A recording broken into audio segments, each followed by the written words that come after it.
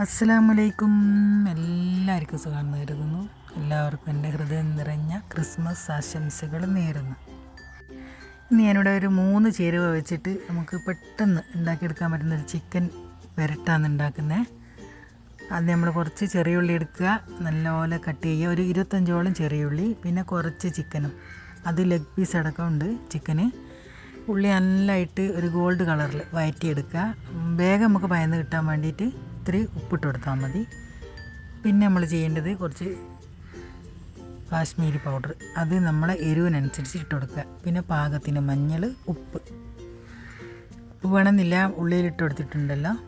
പിന്നെ നമ്മൾ ചിക്കൻ ഇട്ട് കൊടുക്കുക. എന്നിട്ട് ചെറിയ തീയിൽ നല്ലോണം അടച്ച് വെച്ചിട്ട് വേവിച്ചിട്ട് എടുക്കുക. ഇടയ്ക്കൊന്ന് ഇളക്കി കൊടുക്കുക. പിന്നെ ഞാൻ എന്താ ചെയ്യുന്നത് വെച്ചാൽ, നമ്മളെ ദോശക്കല്ലുണ്ടല്ലോ, അതിൻ്റെ മേലെ റിങ് വെച്ചിട്ട് അതിൻ്റെ മേലെ കയറ്റി വെച്ച് കൊടുത്ത്.